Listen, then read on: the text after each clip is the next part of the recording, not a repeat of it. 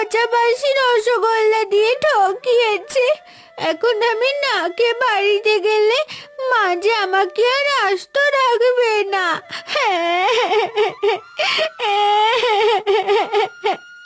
কি হয়েছে মেয়ে, তুমি কাঁদছো কেন? কে কে কথা বলছো? গাছের পেছনে কি আছো? বাইরে বেরিয়ে এসো বলছি। আমি কথা বলা জাদুই গাছ। তুমি আমাকে ভয় পেও না, আমি তোমার কোনো ক্ষতি করব না। তুমি শুধু বলো তোমার কি হয়েছে, তুমি কাঁদছো কেন? আমাদের গ্রামের নিতাই কাকা আমাকে ঠকিয়েছে। সে আমাকে পচা বাসি রসগোল্লা দিয়েছে, যা আমি একদমই খেতে পারিনি। এখন না খেয়ে বাড়িতে গেলে মা যে আমাকে খুব বকবে। ও, এই কথা, ঠিক আছে, তুমি মন খারাপ করো না, আমি তোমাকে সাহায্য করব। তবে তার আগে আমার একটা উপকার করতে হবে। হ্যাঁ বলো, তোমার কি উপকার করতে হবে? তুমি যা বলবে আমি তাই করব। আমার গাছের ডালপালাগুলো শুকিয়ে যাচ্ছে, গাছের পাতাগুলো ঝরে যাচ্ছে, আমি যে বুড়ো হয়ে যাচ্ছি। জলের অভাবে আমার আজ এই অবস্থা। তুমি কি আমার গাছের গোড়ায় একটু জল ঢেলে দিতে পারবে? এটা আর কি কঠিন কাজ? এটা তো একদমই সহজ কাজ। তুমি কোনো চিন্তা করো না, আমি এখনই তোমার জন্য জল নিয়ে আসছি। ঠিক আছে মেয়ে, জলদি করে এসো।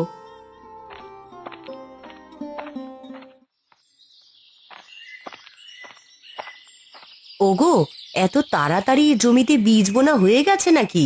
না গো গিন্নি, যে বীজগুলো জমির জন্য রেখেছিলাম তার সবই যে নষ্ট হয়ে গেছে। এখন আবার নতুন বীজ লাগবে। বলো কি, তাহলে তো নতুন বীজ কেনার জন্য অনেক টাকা লাগবে। কিন্তু এই অসময়ে এত টাকা কোথায় পাবে? চিন্তা করো না গিন্নি, তার একটা ব্যবস্থা হয়ে যাবে। আমি ভাবছি মোড়ল মশাইয়ের কাছ থেকে টাকা ধার নেব, এছাড়া তো আর কোনো উপায় নেই। ওগো, মোড়ল মশাইয়ের টাকা সময় মতো না দিতে পারলে সে যে আমাদের জমিটাই দখলে নিয়ে নেবে গো। না গিন্নি, তার আগেই মোড়ল মশাইয়ের টাকা আমি শোধ করে দেব। হ্যাঁ গো, তা সে দিতে পারলে তাহলে টাকা নাও না, তার আগে বসে একটু জিরিয়ে নাও দেখি, আমি তোমার জন্য জল নিয়ে আসছি।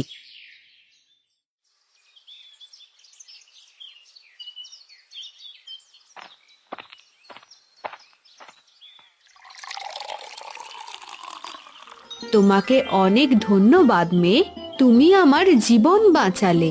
তোমার এই ঋণ আমি কোনো দিন ভুলবো না।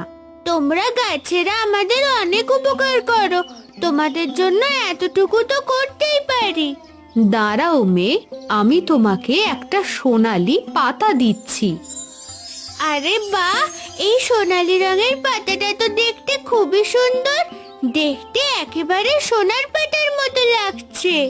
এটা শুধু সোনার পাতা নয় গো মেয়ে, এটা হলো জাদুই সোনার পাতা।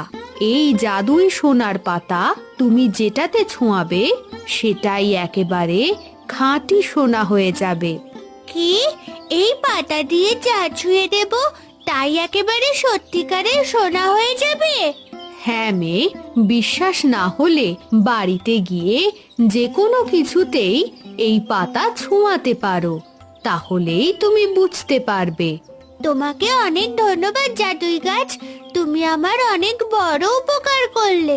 তোমার এই সোনার পাতার কথা আমি কোনোদিন ভুলবো না। ঠিক আছে মেয়ে, এবার তুমি আসতে পারো।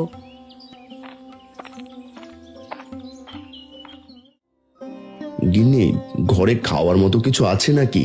আমার যে খুব খিদে পেয়েছে। ওগো, সকালে তো নাস্তা বানাইনি, তাই কিছুই খাবার মতন নেই। তুমি বরং মোড়ল মশাইয়ের কাছ থেকে টাকা ধার করে নিয়ে এসো, ততক্ষণে আমি রান্না করে রাখি। হ্যাঁ গিন্নি, সেটাই করো। আর মোড়ল মশাইয়ের কাছ থেকে টাকা ধার না আনলে বীজ কিনতে পারবো না। তোমাকে আর কারো কাছ থেকে টাকা ধার নিতে হবে না বাবা। এই দেখো আমি কি এনেছি। আরে বাহ, কি সুন্দর সোনালী পাতা! দেখতে তো একেবারে সোনার মতো মনে হচ্ছে। টুম্পা মা, এটা কি আসল সোনা নাকি? হ্যাঁ বাবা, এটা আসল সোনা, একেবারে খাঁটি সোনা। কি সব বলছিস টুম্পা মা? তাহলে এখনই দে, আমি এটা বাজারে বিক্রি করে আসি। এটা বাজারে বিক্রি করলে যে অনেক টাকা পাবো। না না বাবা, আমি এটা কিছুতেই বিক্রি করব না। এসব তুই কি বলছিস টুম্পা? তোর বাবার বীজ কেনার জন্য টাকার প্রয়োজন। সোনার পাতাটা তো রেখে দিয়ে কোনো লাভ নেই, তার চেয়ে বিক্রি করলে আমরা অনেক টাকা পাবো। তার জন্য এই সোনার পাতা বিক্রি করতে হবে না মা। দেখো, এই একটা সোনার পাতা দিয়ে আমি কতগুলো সোনা তৈরি করি।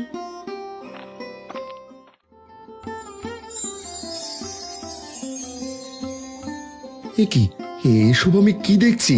পুরো বীজের হাড়িটাই যে সোনা হয়ে গেছে। তোমাকে বলেছিলাম না বাবা, এটা বিক্রি করতে হবে না। এটা তুই কোথায় পেলি টুম্পা মা? এই যে আমার একদমই বিশ্বাস হচ্ছে না। গিন্নি, সেসব পরে জানা যাবে। আগে সোনার হাড়িটা আমি বাজারে বিক্রি করে আসি। দেখো, সোনার হাড়ি বিক্রি করে আমি অনেক টাকা আয় করতে পারবো। হ্যাঁ গো, তুমি তাই করো। ততক্ষণে আমি বরং রান্নাটা শেষ করি।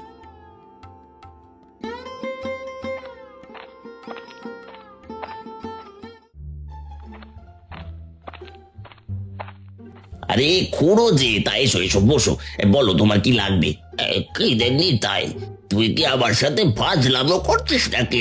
তোর দোকানে তো রসগোল্লা ছাড়া আর কিছুই নেই, তাহলে বলছিস কেন কি লাগবে? ঠিক আছে ঠিক আছে খুড়ো, এবার বলো কতগুলো রসগোল্লা দেবো। আমাকে 1 কিলো রসগোল্লা দিয়ে নি তাই, তবে মনে রাখিস রসগোল্লা পচা বাসি হলে 1 টাকাও দাম দেবো না। না না খুড়ো, তোমাকে পচা বাসি রসগোল্লা একটাও দেবো না। এই দাঁড়াও, এখনই তোমাকে 1 কিলো রসগোল্লা দিচ্ছি।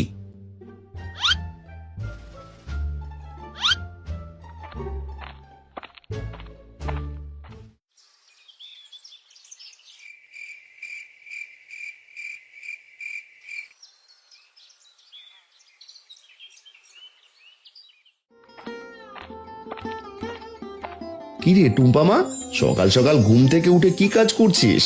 দেখো বাবা, আমি ঘরের সব হাঁড়ি পাতিল একেবারে সোনার বানিয়ে ফেলেছি। এগুলো তুমি বিক্রি করলে অনেক টাকা আয় করতে পারবে। দেখো আমার মেয়ের কাজ। বলি, এতগুলো সোনার হাড়ি পাতিল বাজারে কিনবে কে শুনি? ও মা, সে আমি কি করে জানবো? এটা তো তোমার কাজ। হয়েছে হয়েছে, এবার আমি হাটে যাব। বল বল, তোর জন্য কি আনবো? বাবা, হাট থেকে আমার জন্য কিছু রসগোল্লা নিয়ে এসো। সেদিন পচা বাসি রসগোল্লা আমি একদমই মুখে দিতে পারিনি। ঠিক আছে মা, আমি তোর জন্য এখনই অনেকগুলো রসগোল্লা কিনে নিয়ে আসছি।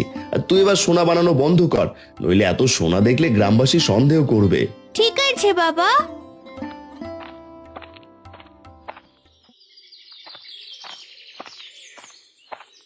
আরে কি মোড়ল মশাই, আপনি হঠাৎ আমার দোকানে কেন? আপনার রসগোল্লা তো কাল দেওয়ার কথা। ওরে গাধা, আমি রসগোল্লা নিতে আসিনি। আমি এসেছি তোর রসগোল্লার জন্য অ্যাডভান্স টাকা দিতে। ও বুঝেছি, ঠিক আছে মোড়ল মশাই, টাকাটা তাহলে দিন।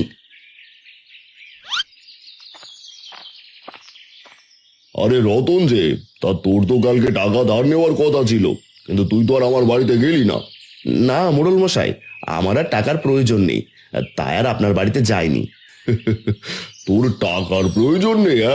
বলি, কোনো গুপ্তধন পেয়েছিস নাকি? সে তো বলা যাবে না মোড়ল মশাই। নিতাই দা, আমাকে পুরো 5 কিলো রসগোল্লা দাও। এই নাও, পুরো 1000 টাকা। হ্যাঁ রতন দা, এখনই তোমাকে পুরো 5 কিলো রসগোল্লা দিচ্ছি। এবার আমি আসি রে নিতাই। মোড়ল মশাই, একদিন আমার বাড়িতে আসবেন? হ্যাঁ রতন, একদিন অবশ্যই তোর বাড়িতে গিয়ে গুপ্তধন দেখে আসবো। এসব আমি কি দেখলাম মোড়ল মশাই? যার কিনা কদিন আগে নুন আনতে পান্তা পুরো, তো সে কিনা পুরো 5 কিলো রসগোল্লা কিনে নিয়ে গেল। হ্যাঁ রে নিতাই, সে কথা তো আমিও ভাবছি। গতকাল যে আমার কাছে টাকা ধার চাইলো, আর আজ কিনা সে পুরো 5 কিলো রসগোল্লা কিনে নিয়ে গেল। রতন নিশ্চয়ই কোনো গুপ্তধন পেয়েছে। হ্যাঁ, সে হতে পারে। এবার আমি আসি রে নিতাই, আগামীকাল সময় করে রসগোল্লাগুলো পাঠিয়ে দিস। না, এই রতনের এত বাড়ন্ত হলো কি করে, সেটা আমাকে জানতেই হবে। নিশ্চয়ই রতন কোনো গুপ্তধন পেয়েছে। এইবার ওই গুপ্তধন যদি আমি পেয়ে যাই, তাহলে আমাকে আর ভেজাল মিশিয়ে রসগোল্লা বিক্রি করতে হবে না।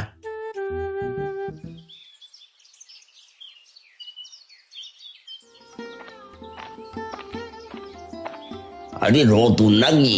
বলি রসগোল্লা কিনে বাড়ি ফিরছো বুঝি? হ্যাঁ খুড়ো, মেয়েটা রসগোল্লা খেতে চেয়েছে, তাই পুরো 5 কিলো রসগোল্লা কিনে নিয়ে এলাম। এবার বাড়িতে গিয়ে মেয়েটাকে খেতে দেবো। ও নিতাই, রসগোল্লা তো ভালো হয় না রতন, মাঝে মাঝে পচাবাসি রসগোল্লা মিশিয়ে দেয়। কেনার সময় একটু সাবধানে কিনবে, বুঝলে? সে আমি জানি খুড়ো, তাই একটু দেখে শুনে কিনে নিয়ে এসেছি। ঠিক আছে রতন, এবার তাহলে বাড়ি যাও, আমি একটু হাঁটে যাব।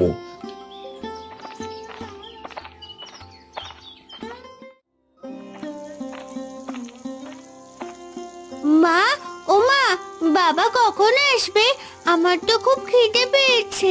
বাবাকে বলেছি রসগোল্লা নিয়ে আসতে, কিন্তু বাবা তো এখনো আসছে না।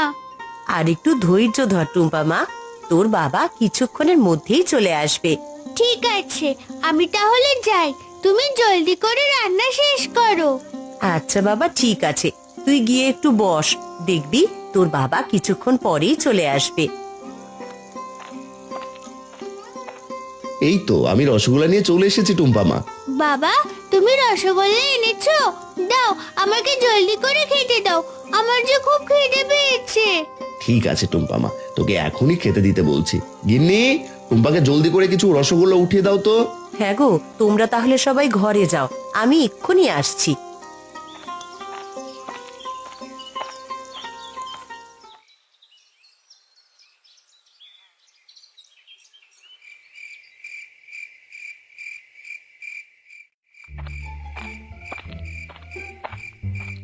এই তো রতনের বাড়ি পেয়ে গেছে। হ্যাঁ, এবার যাই, চুপি চুপি রতনের ঘরে গিয়ে দেখি বেটা ফুলে ফেপে একেবারে কলা গাছ কি করে হয়ে গেল। যার কিনা কদিন আগে নুন আনতে পান্তা পুরো, তো সে কিনা পুরো 5 কিলো রসগোল্লা কিনে। দাঁড়াও রতন, তোমার গোপন আমি ফাঁস করছি।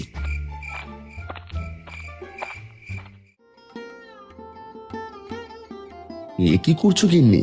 টুম্পাকে দেখছি রাতের বেলাও রসগোল্লা খেতে দিয়েছো।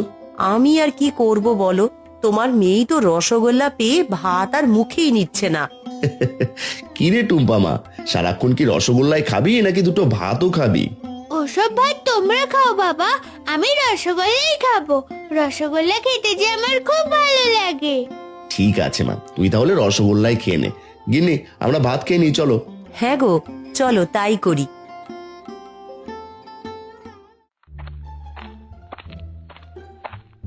আরে এ কি, আমি কি দেখছি?